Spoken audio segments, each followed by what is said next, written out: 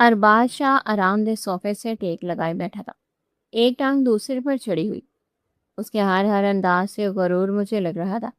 اس کی نظریں سامنے بیٹھی نیلم پر جمی تھی، سرد، بے رحم اور حکم چلانے کی عادی۔ تم جانتی ہو کہ میں کیا چاہتا ہوں؟ مجھے ایک ایسی عورت چاہیے جسے آج تک کسی نے چھوا تک نہ ہو، بالکل پاک، بے داغ۔ اس کی آواز دھیمی ضرور تھی، مگر اس میں ایسا روب تھا جو کمرے کی فضا کو ساکت کر دے۔ نیلم ایک لمحے کو خاموش رہی، پھر اس کے ہونٹوں پر وہ مخصوص مسکراہٹ ابھری۔ شاہ جی، آپ نے مانگا بھی تو نایاب ہے۔ ایسی چیز آسانی سے نہیں ملتی، اور اگر مل بھی جائے تو اس کی قیمت بھی ویسے ہی ہوتی ہے۔ نایاب اور شایان شاہ نے اس کی بات بیچ میں ہی کاٹ دی، ہلکا سا جھک کر اسے گھورا اور سرد لہجے میں بولا، میں یہاں قیمت کی بات نہیں کرنے آیا، ادا کرنے آیا ہوں۔ جتنا مانگوں گی اس سے کہیں زیادہ ملے گا۔ تم بس وہ لا کر دو جو میں نے کہا ہے۔ وقت ضائع کرنا مجھے پسند نہیں۔ اس کے لہجے میں ایسا تکبر تھا جیسے وہ کسی انسان نہیں بلکہ ایک بے جان شے خرید رہا ہو۔ نیلم کی آنکھوں میں اچانک چمک ابھری۔ اس کے دل میں لالچ نے پوری طرح اپنے پنجے گاڑ دیے تھے۔ وہ جانتی تھی کہ اس موقع سے فائدہ کس طرح اٹھانا ہے۔ آپ کا کام ہو جائے گا شاہ جی۔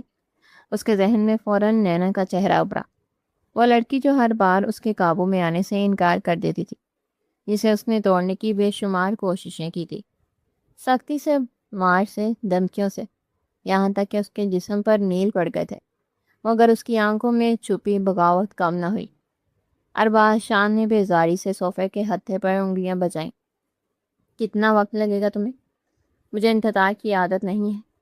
نیلم فوراً سیدھی ہو کر کھڑی ہوئی، اس کی آواز میں اب حکم تھا۔ ابھی لے کر آتی ہوں۔ پھر اس نے قریب کھڑی ثانیہ کی طرف تیز اشارہ کیا، جاؤ اور اسے لے کر آؤ، اور سنو، آج مجھے کوئی ضد، کوئی ڈرامہ نہیں چاہیے۔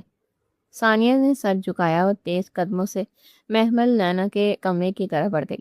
کمرے میں گہری خاموشی پھیل گئی، ایسی خاموشی جس میں آنے والے طوفان کی آہٹ صاف سنائی دے رہی تھی، اور ہر گزرتا لمحہ کسی انجان انجام کی طرف بڑھ رہا تھا۔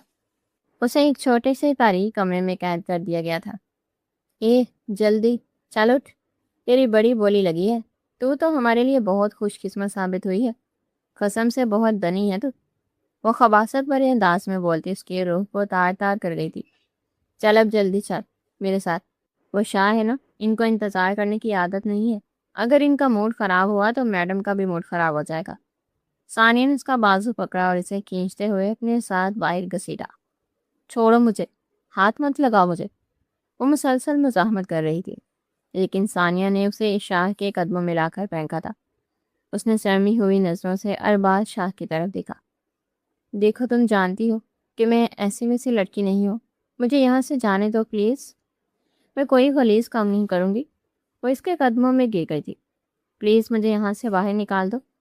میں ایک شریف لڑکی ہوں، عزت دار گھرانے سے تعلق رکھتی ہوں، تمہیں خدا کا واسطہ ہے مجھے یہاں سے اس قید سے آزادی دلوا دو۔ میں تمام عمر تمہارا احسان مند رہوں گی۔ پہچانتی ہوں تم مجھے خریدنے کے لیے آئے ہو، لیکن میں تم سے اپنی آزادی کی بھیک مانگتی ہوں۔ اس کے بعد سنتا وہ غصے سے اٹھ کھڑا ہوا۔ کیا ہے یہ سب؟ اس نے ایک نظر نیلم بائی پر ڈالی تھی۔ وہ بری طرح گڑبڑا گئی۔ نہیں شاہ صاحب، ایسی کوئی بات نہیں ہے، یہ لڑکی ہم میں سے ہی ہے۔ یہ اور بات ہے کہ اسے اب تک کسی نے چھوا نہیں، لیکن اب یہ لڑکی ذرا سا ڈرامے بازی کر رہی ہے آپ کو دیکھ کر۔ آپ کو دیکھا تو بس، شاہ صاحب کو دیکھ کر تو بڑے بڑے لوگوں کی نیت بدل جاتی ہے۔ کیوں، میں نے ٹھیک کہا نا؟ یہ کہہ کر وہ دل فریب انداز میں مسکرانے لگی، مگر ارباز شاہ کو اس کی ذات میں ذرا بھی دلچسپی نہیں تھی۔ وہ یہاں پر جس مقصد کے لیے آیا تھا وہ مقصد پورا ہو چکا تھا۔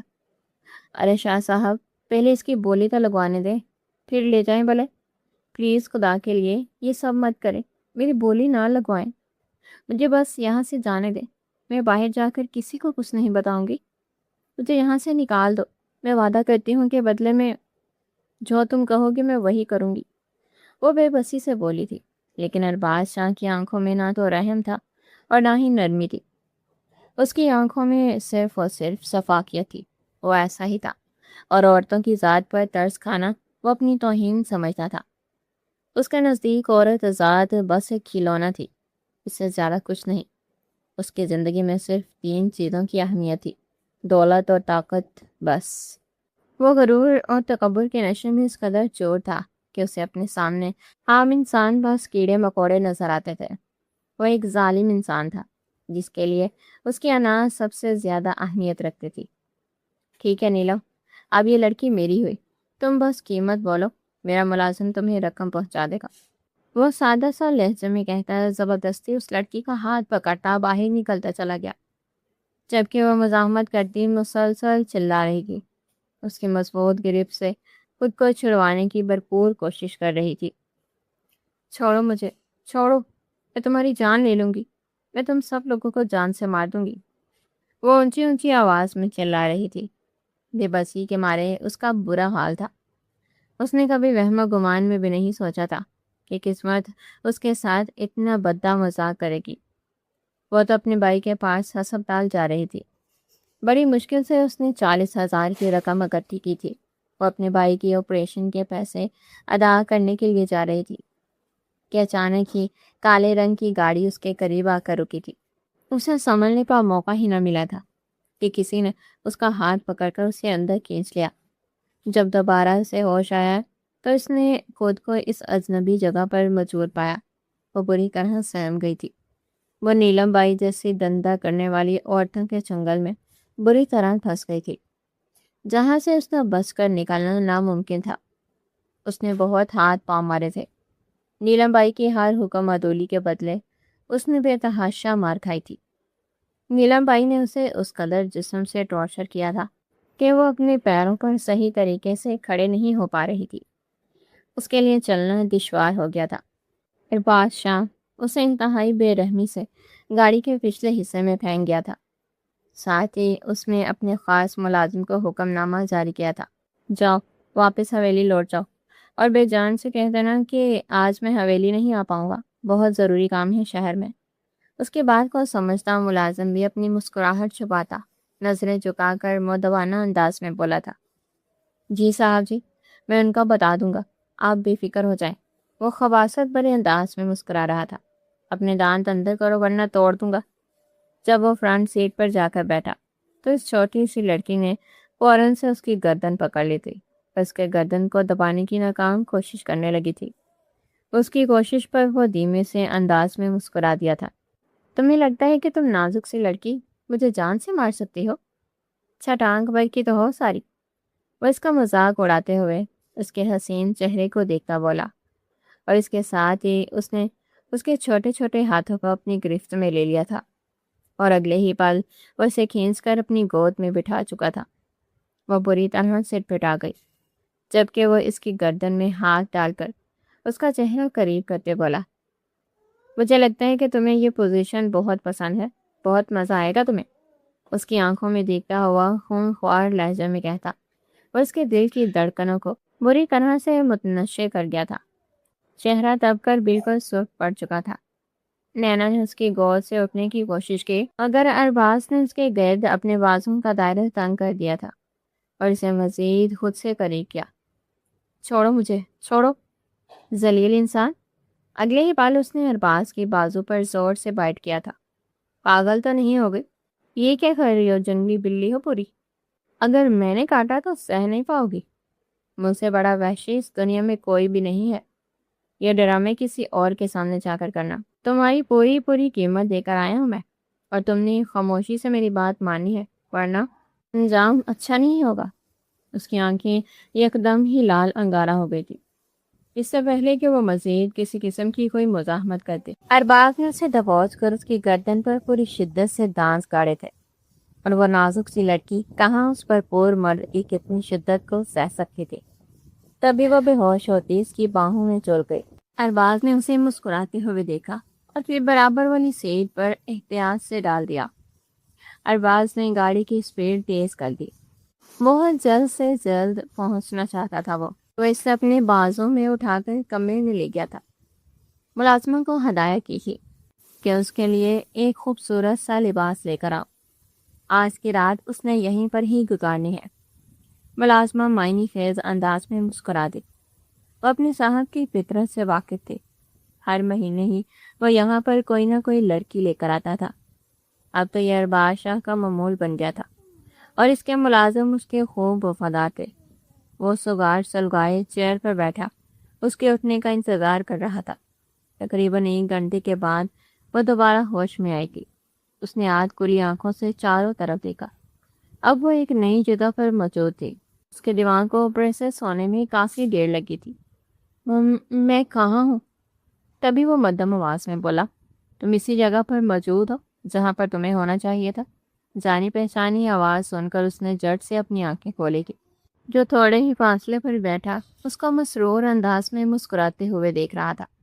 چلو آپ جلدی سے تیار ہو جاؤ، میرا موڈ ہو رہا ہے تمہارے ساتھ ٹائم سپینڈ کرنے کا۔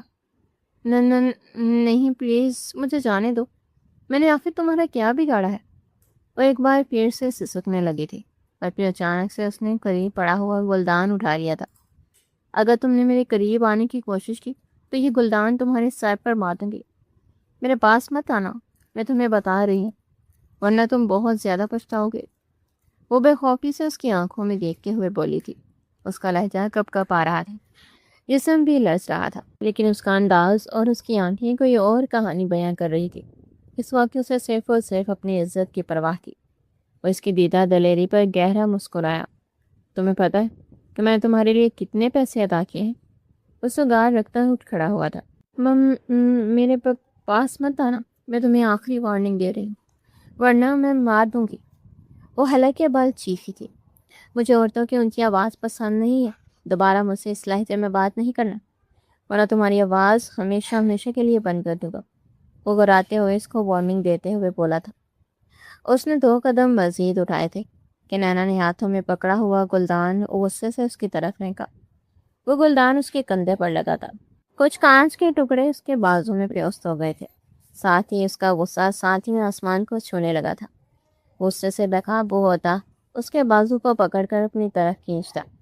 اس کے ہاتھوں سے کانچ کا ٹکڑا زمین پر گرا چکا تھا اور اس کی گردن کے گرد اپنی بازو لپیٹ کر ہلکا سا دباتے ہوئے کون پار لہجے میں بولا، تم 1-2 ٹکے کی سوائے پکاؤ، کوئی اتنے نخرے سوٹ نہیں کرتے ہیں، سمجھے تم؟ ابھی وہ اس کی آنکھوں میں دیکھتے ہوئے بولی تھی، یہ بات میں نے تمہیں پہلے بھی سمجھائی تھی، میں ایک شریف زادی ہوں۔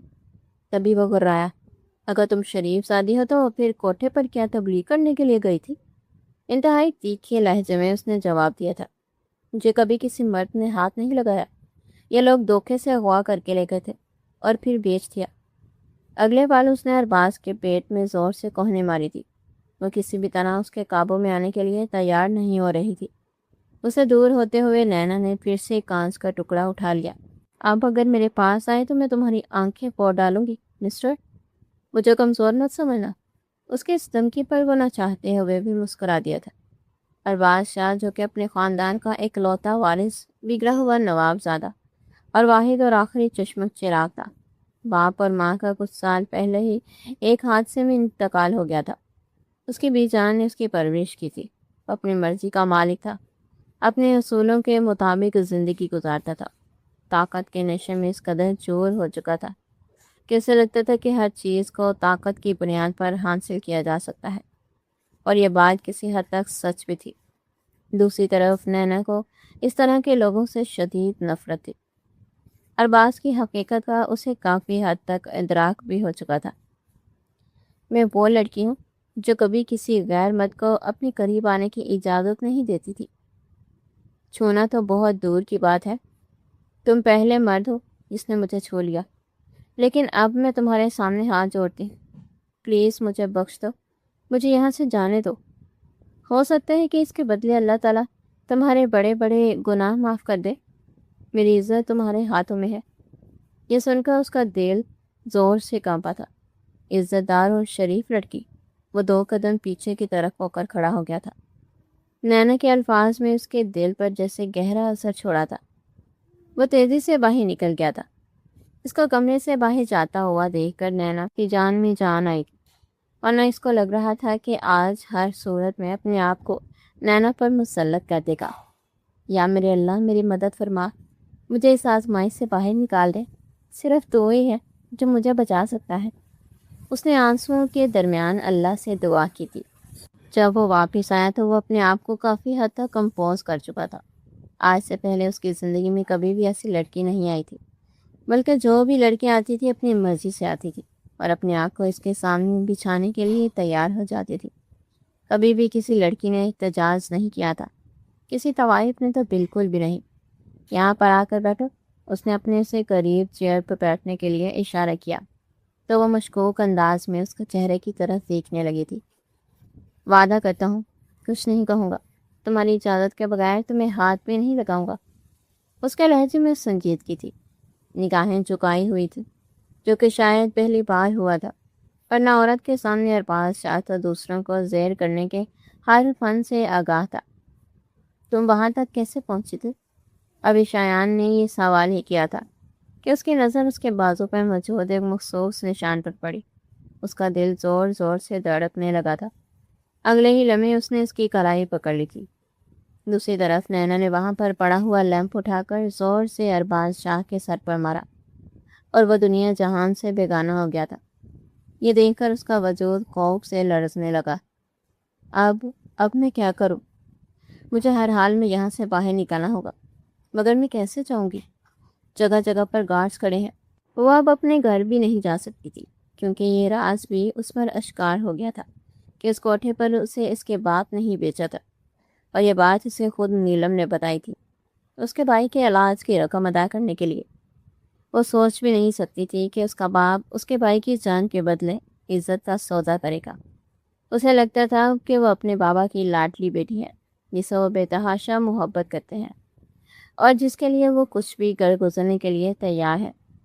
لیکن اس کی ساری خوش فہمیاں دور ہو گئی تھی۔ عشرت جو کہ اس حویلی کی خاص ملازمہ تھی، اس نے جب نینا کو گھر سے بھاگتے ہوئے دیکھا تو ان کے ماتھے پر بل پڑ گئے۔ وہ اگلے ہی پل نینا کے سر پر سوار تھی۔ دیکھو مجھے یہاں سے جانے دو، میں کوئی طوائف نہیں ہوں، میں غلط لوگوں میں پھنس گئی ہوں، پلیز۔ اس کی آنکھوں میں دیکھ کر انہیں کچھ عجیب سا احساس ہوا تھا، اور پھر باہر کا راستہ دکھاتی دور ہو گئی تھی۔ اس نے دل ہی دل میں خدا کا لاکھ لاکھ شکر ادا کیا تھا۔ دوسری طرف عشرت نے اس میں اپنی بیٹی کو دیکھا تھا۔ ان کی بیٹی بھی انہی کی عمر کی تھی، اور وہ بھی کبھی بھی نہیں چاہتی تھی کہ ان کی بیٹی کبھی اس طرح کی مشکل سے دوچار ہو۔ انہیں یہ بھی اندازہ تھا کہ ارباز شاہ کا غصہ آسمان کو چھونے لگے گا۔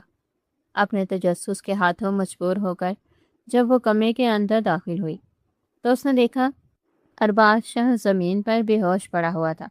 اس نے آگے بڑھ کر جلدی سے اس کے چہرے پر پانی کے چھینٹے مارے تھے۔ وہ ہڑبڑاتے ہوئے اٹھ بیٹھا، لیکن سر میں ہونے والا درد اس کو بے چین کر رہا تھا۔ شاہ صاحب، آپ ٹھیک تو ہیں؟ کیا ہوا تھا؟ آپ ویسے زمین پر کیوں تھے؟ اس کے سوال کو نظر انداز کرتا ہوا اس نے ہلے کے بال داڑتے ہوئے سوال کیا تھا۔ بکواس بند کر اور بتاؤ وہ لڑکی کہاں ہے؟ مجھے تو لگا تھا کہ وہ آگ کے ساتھ ہے، کیا وہ یہاں سے بھاگ گئی ہے؟ انتہائی معصومیت سے عشرت نے اس پل معصومیت کے سارے ریکارڈ توڑ ڈالے تھے۔ اس کا جی چاہا تھا کہ وہ ساری دنیا کو آگ لگا دے۔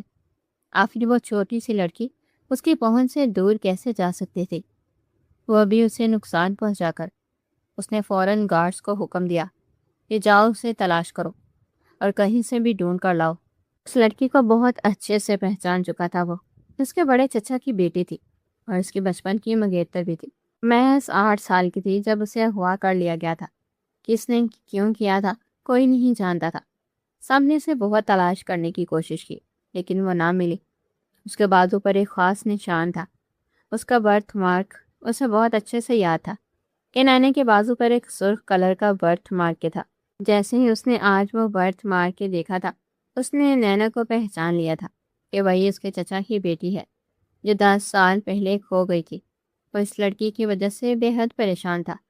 اپنے زخم کی پرواہ کیے بنا وہ باہر نکلا اور اپنی گاڑی کی طرف پڑا تو اس کے ملازم نے اسے بے اختیار روک دیا۔ شاہ صاحب، آپ کے زخم سے خون بہہ رہا ہے، اس حالت میں آپ کا خود ڈرائیو کرنا اور گھر سے جانا اچھی بات نہیں ہے۔ آپ پلیز اندر چلیں، ہم اس لڑکی کو کسی بھی طرح ڈھونڈ کر واپس لے آئیں گے۔ تبھی وہ اپنے بالوں میں ہاتھ پھیرتا تیز لہجے میں بولا تھا، نہیں کچھ نہیں ہوگا مجھے، میں اسے ہر حال میں ڈھونڈ کر لاؤں گا۔ پہلے بھی وہ غلط ہاتھوں میں جا چکی ہے، اور اگر اب کسی کے ہاتھ لگ گئی تو میرے لیے اسے ڈھونڈنا مشکل ہو جائے گا۔ سب سے پہلے اسے ایک اور ضروری کام کرنا تھا۔ اس نے موبائل اٹھایا اور اپنے خاص آدمی کو کال ملائی۔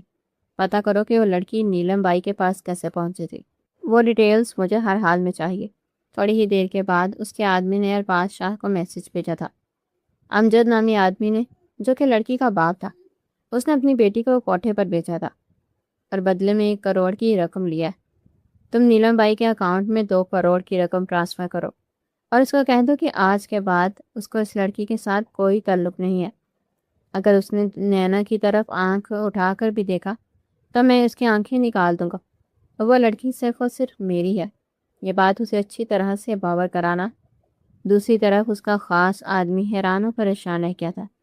وہ کسی لڑکی کے بارے میں اس طرح کی بات کر رہا تھا۔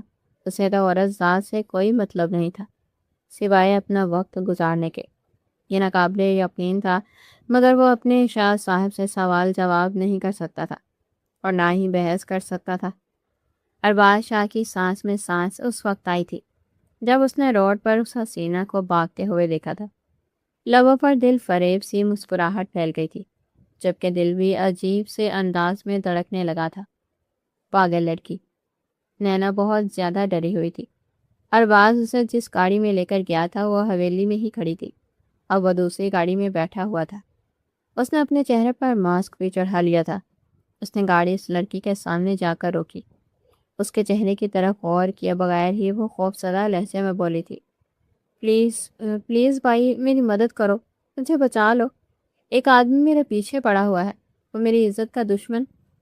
بیٹھو گاڑی میں، اپنی آواز باری کرتے ہوئے ارباز شاہ نے اسے گاڑی میں بیٹھنے کا اشارہ کیا، لیکن اسی لمحے اس کی نگاہیں اٹھی تھی اور وہ ساکت رہ گئی تھی۔ وہ اس کی آنکھوں کو پہچان گئی تھی۔ وہ بھاگنے ہی والی تھی کہ ارباز نے اسے دبوچ کر اپنے بازوں کے حلقے میں لیا تھا۔ چھوڑو مجھے ذلیل انسان، میں تمہیں جان سے مار دوں گی۔ وہ زور زور سے ہاتھ پاؤں مار رہی تھی۔ ارباز نے وہی پرانا طریقہ استعمال کیا اور اس کی گردن کے قریب نس پر زور سے دانتوں سے کاٹا۔ وہ اگلے ہی لمحے بے ہوش ہو کر اس کے بازوں میں جھول گئی۔ کچھ ہی دیر میں اس لڑکی کو بازوں میں اٹھائے اپنی حویلی کے اندر داخل ہوا تھا تو بی جان حیران و پریشان رہ گئی تھی۔ وہ سخت غصے میں اس کے پیچھے لگ گئی تھی۔ کون ہے یہ لڑکی اور اسے اس طرح کیوں اٹھا کر حویلی لائے ہو؟ کہیں تم نے اس سے شادی تو نہیں رچا لی؟ اس دن کے لیے میں نے تمہیں پال پوس کر جوان کیا تھا کہ تم یوں لڑکیاں اٹھا کر حویلی لے آؤ، وہ بھی میری آنکھوں کے سامنے۔ بی جان میری بات تو سن لیں، پوری پلیز جذباتی مت ہو جایا کریں۔ مجھے جلدی سے بتاؤ کہ یہ کون ہے اور اس کو یہاں پر کیوں لائے ہو؟ ان کی نظر جب اس لڑکی کے نیلوں سے بڑے چہرے پر پڑتی تو ان کے ماتھے پر بل پڑ گئے تھے۔ اگلے پال انہوں نے زوردار تھپڑ ارباز شاہ کے چہرے پر مارا۔ وہ ہڑبڑاتے ہوئے ان سے دور جا کر کھڑا ہو گیا تھا۔ اس کی بی جان بہت جذباتی تھی، کچھ بھی سنے سمجھے بغیر ہی شروع ہو جاتی تھی۔ وہ گاؤں کا سب سے مغرور شخص جو کہ انا پرست ہونے کے ساتھ ساتھ ضدی بھی تھا، اپنی بی جان کے سامنے آ کر وہ بے بس ہو جاتا تھا۔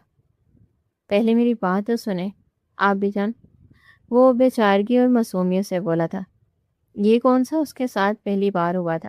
پہلے بھی کہیں پر جذباتی ہو کر دادی جان سے تھپڑ کھا چکا تھا، اب تو اسے عادت ہو گئی تھی۔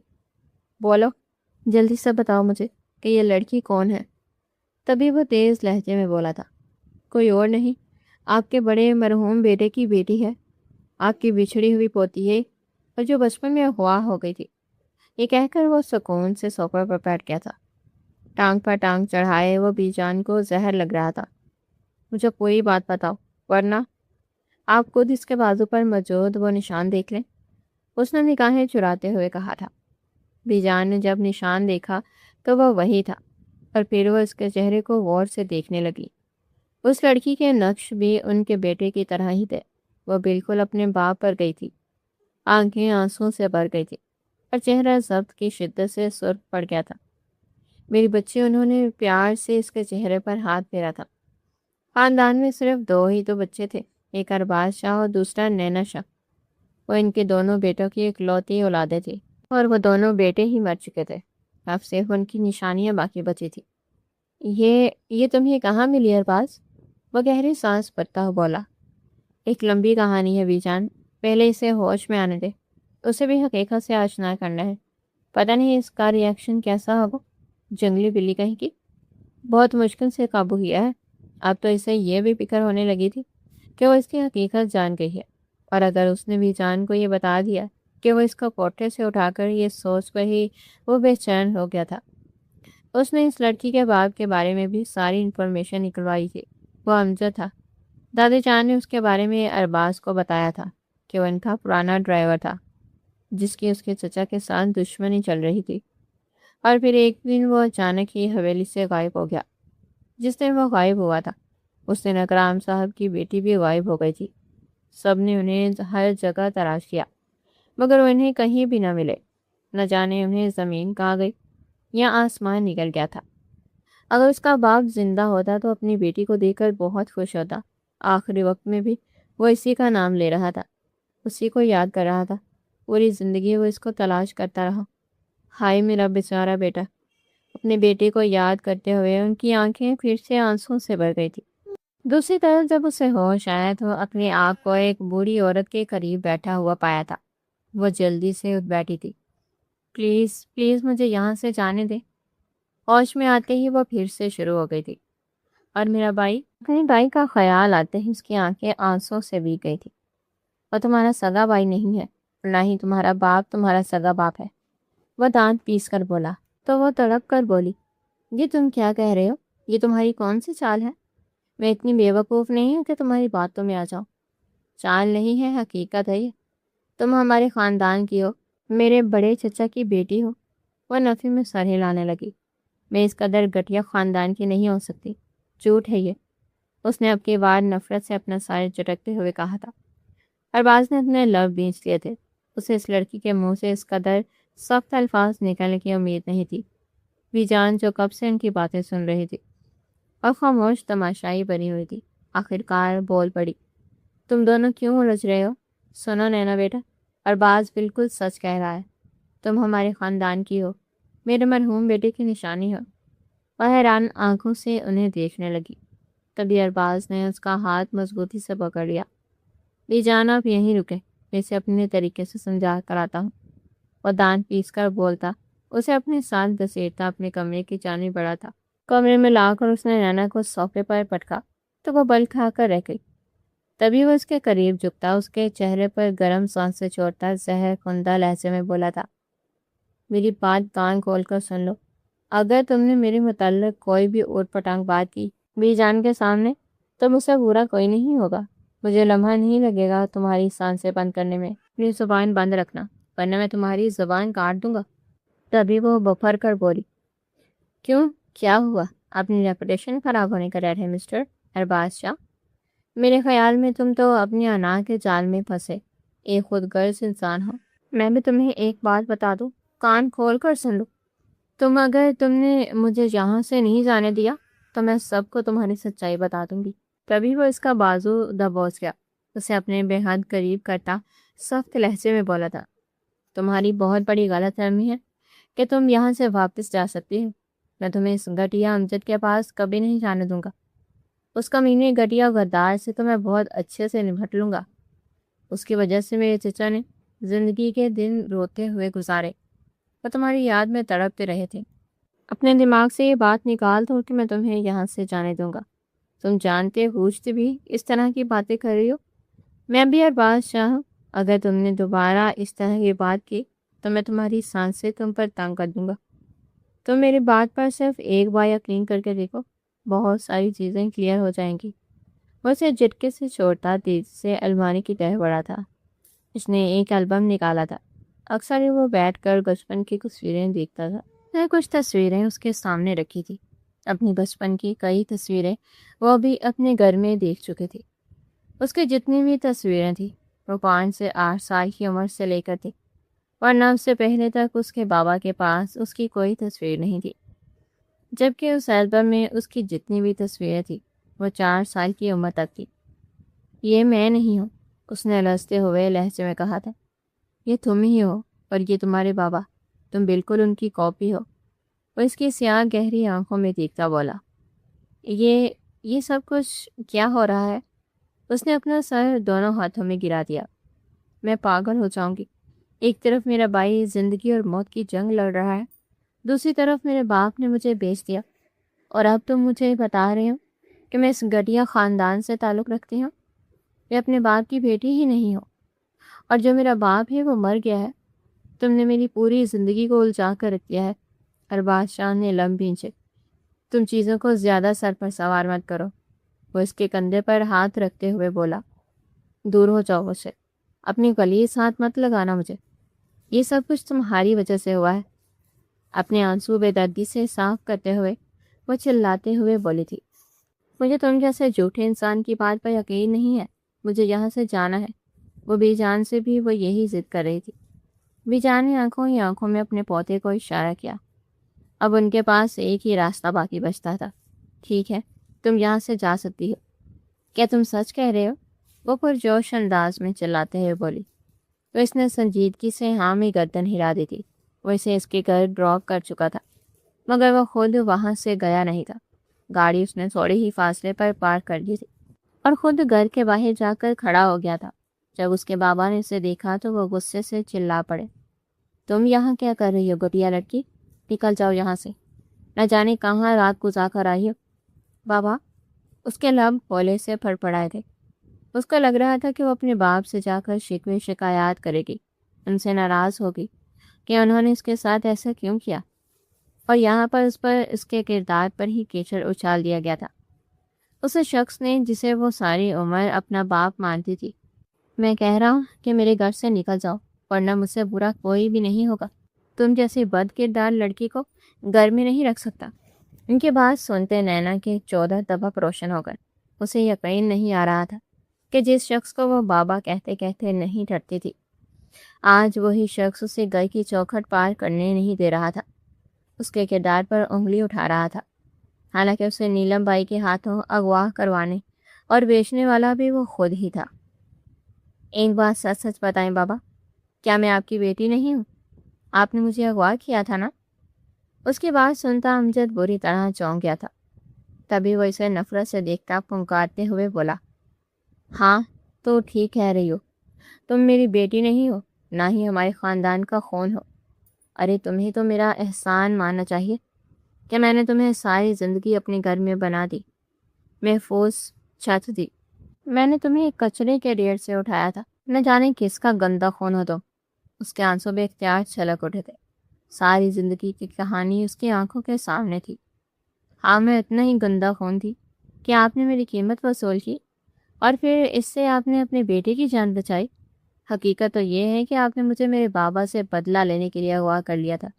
تب میں بہت چھوٹی تھی، معصوم تھی، مجھے نہیں پتا تھا کہ آپ نے میرے باپ کی پشت میں خنجر گھونپا ہے، لیکن اب میں سب حقیقت جان چکی ہوں۔ یہ سنتے ہی امجد کا چہرہ بالکل سفید پڑ چکا تھا۔ اس کے پاس نینا کے سوالوں کا کوئی جواب نہیں تھا۔ تبھی وہ الٹے قدموں پلٹی اور وہاں سے بھاگتے چلی گئی۔ اس خیال سے آنسو متواتر بہہ رہے تھے۔ اسے کچھ سمجھ نہیں آ رہا تھا کہ اسے جانا کہاں ہے۔ دل تھا کہ درد سے پھٹنے کے قریب تھا۔ آج سے پہلے اس نے کبھی بھی اس قدر تکلیف محسوس نہیں کی تھی۔ وہ سب کے باوجود بھی اس کے ذہن میں اس کے بھائی کا چہرہ گھوم رہا تھا۔ اچانک ہی اس کو محسوس ہوا جیسے کوئی اس کے ہم قدم چلنے لگا ہے۔ گردن پھیر کر دیکھا تو پہلو میں ارباز شاہ تھا، وہی گھمنڈی اور ضدی شخص۔ گھر چلے؟ اس نے دھیمے لہجے میں پوچھا۔ اس سے پہلے مجھے اپنے بھائی کے پاس جانا ہے۔ وہ تمہارا بھائی نہیں ہے، اس نے بیزارگی سے کہا تھا۔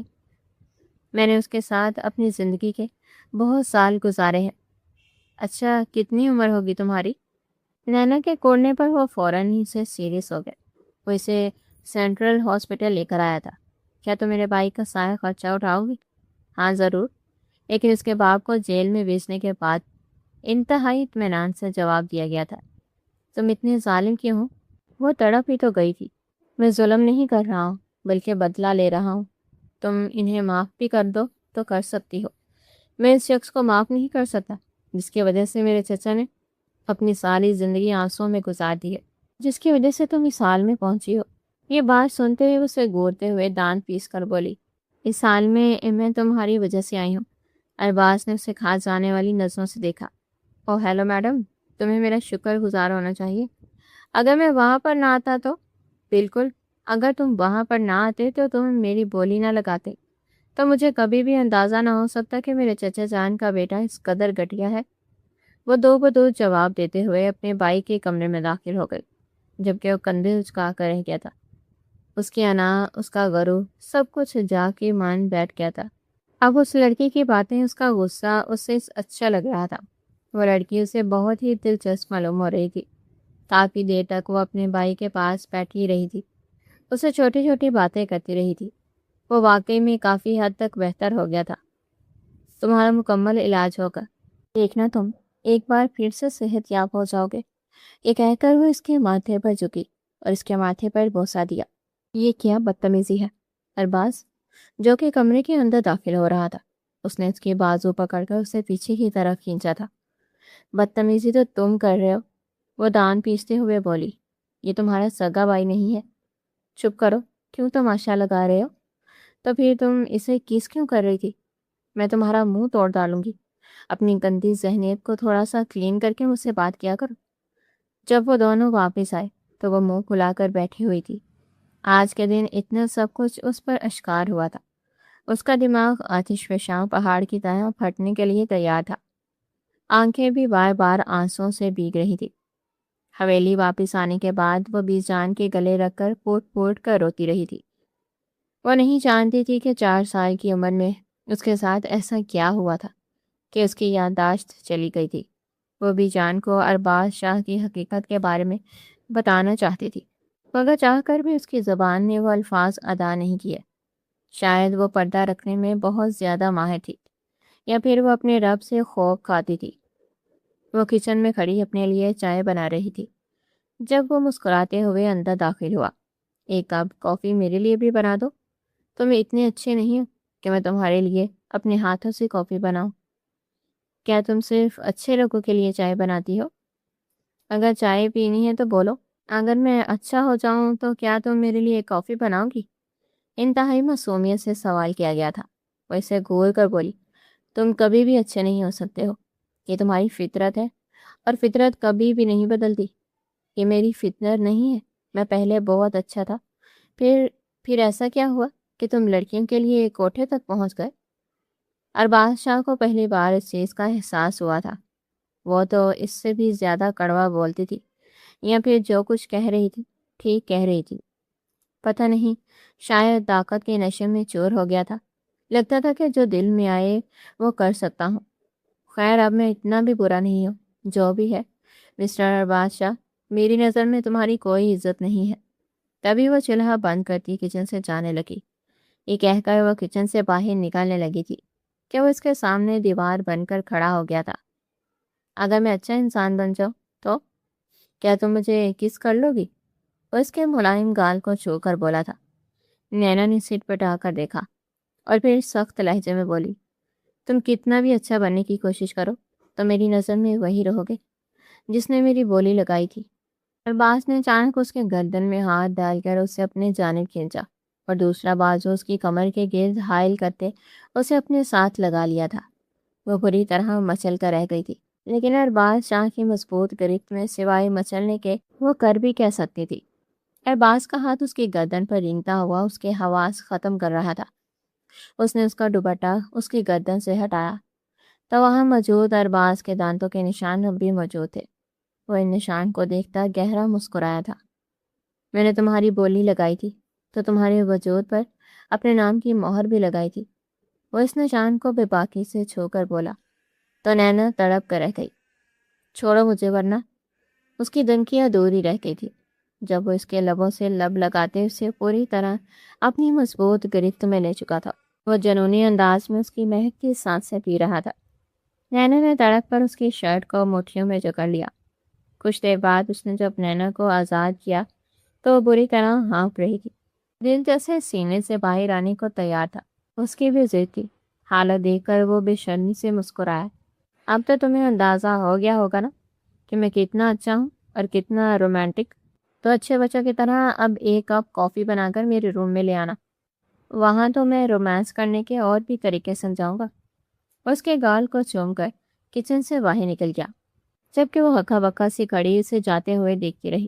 اگلے دن وہ اس کے نکلی باپ امجد کو جیل کی سلاخوں کے پیچھے پھینک چکا تھا۔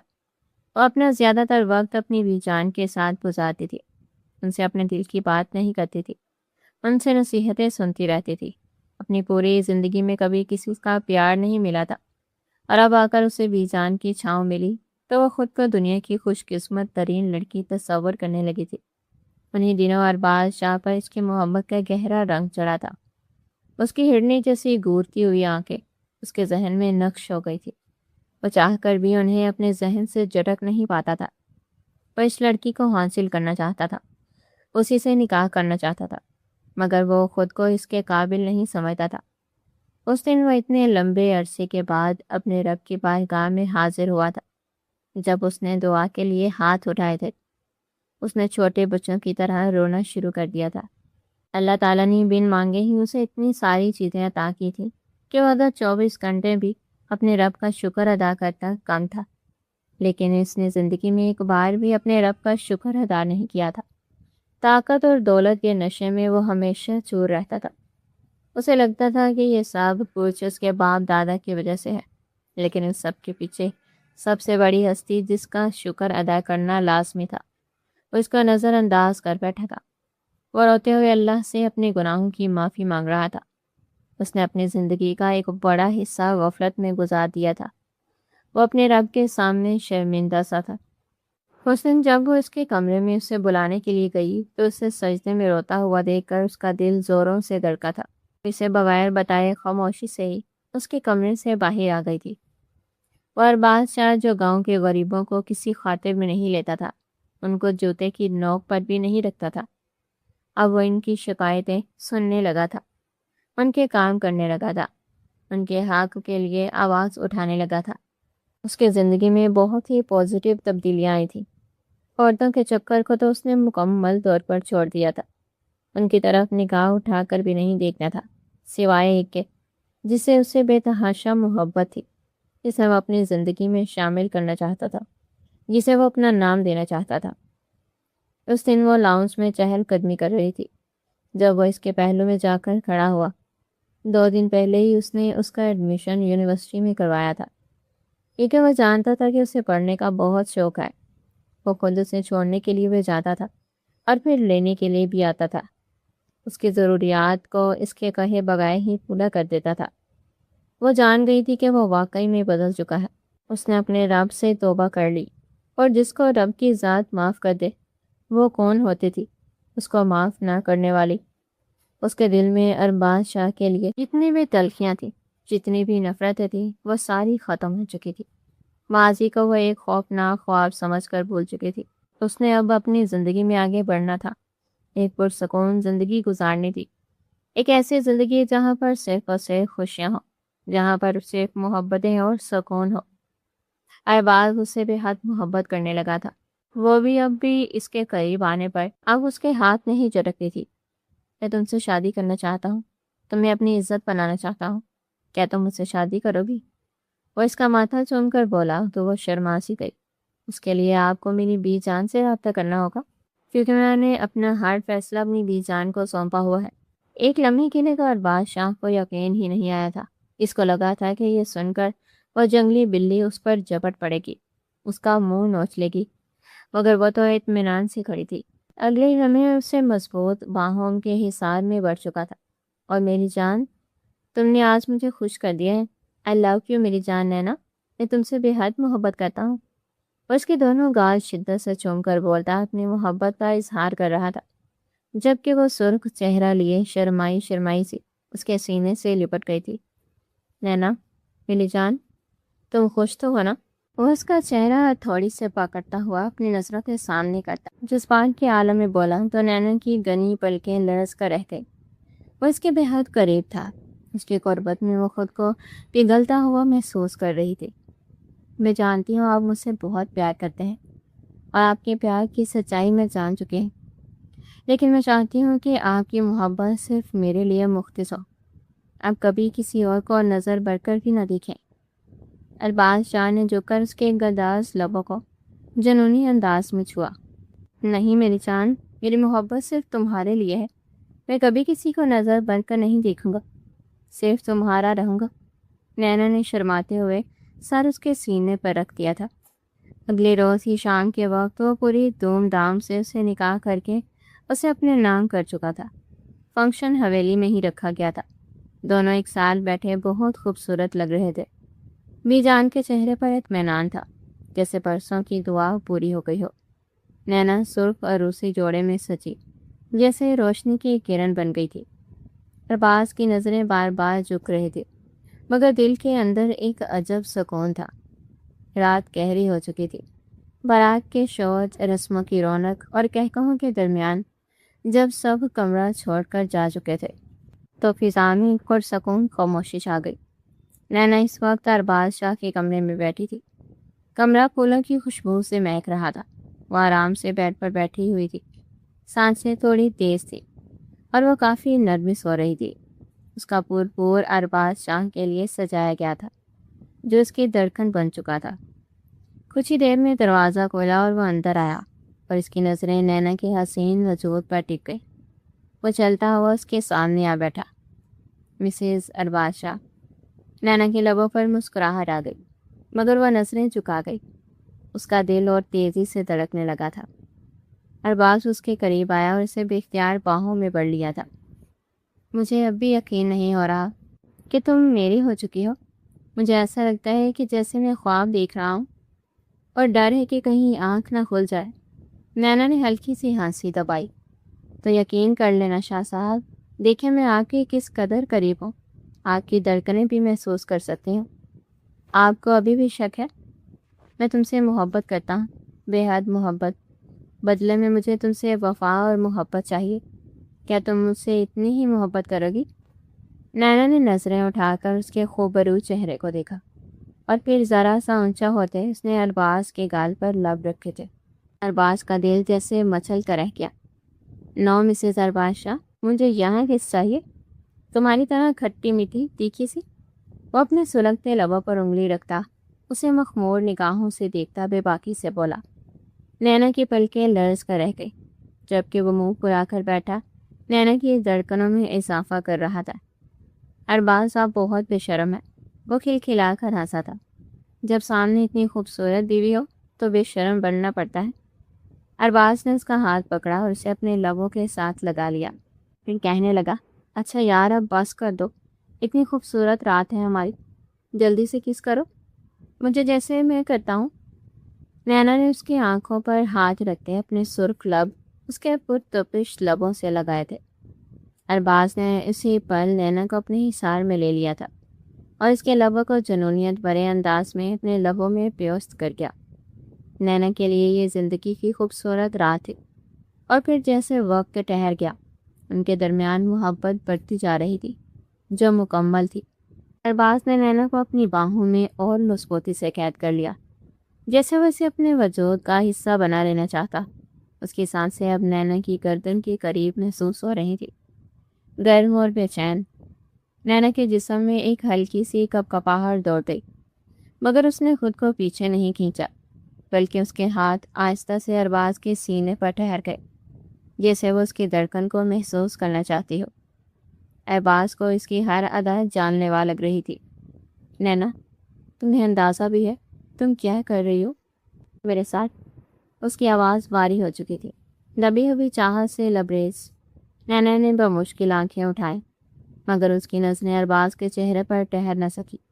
اس کے لب ہلکے سے کھلے، سانسیں تیز، اور یہی بے ساختہ کیفیت ارباز کے ضبط کو مزید کمزور کر رہی تھی۔ اس نے آہستہ سے اس کے چہرے کو اپنی طرف موڑا اور اس کے قریب جھک گیا، اتنا قریب کہ دونوں کی سانسیں ایک دوسرے میں گھلنے لگی۔ نینا نے آنکھیں بند کر لی اور اگلے ہی لمحے وہ اس کی قربت میں مکمل طور پر ڈوب چکی تھی۔ ارباز کا انداز اب پہلے سے زیادہ بے قابو تھا، مگر پھر بھی اس میں ایک عجیب سی جنونیت چھپی ہوئی تھی، جیسے وہ ہر احساس پوری شدت سے محسوس کرنا چاہتا ہو۔ ایک مسلسل بڑھتی ہوئی گرمی تھی، آگ تھی، جو نینا کے وجود کو آہستہ آہستہ اپنی لپیٹ میں لے رہی تھی۔ نینا کے لبوں سے ایک مدھم سی آہ نکلی، جیسے وہ خود بھی اس لمحے میں بہہ گئی ہو۔ اس نے بے اختیار اپنی گرفت مضبوط کر لی اور پہلی بار اس غربت کو صرف برداشت نہیں بلکہ محسوس کیا۔ دونوں اپنی اپنی حدیں بول رہے تھے۔ وقت جیسے واقعی رک گیا تھا۔ اور باقی سب کچھ پس منظر میں دھندلا چکا تھا۔ یہ رات صرف خوبصورت نہیں تھی، یہ یادگار بن رہی تھی۔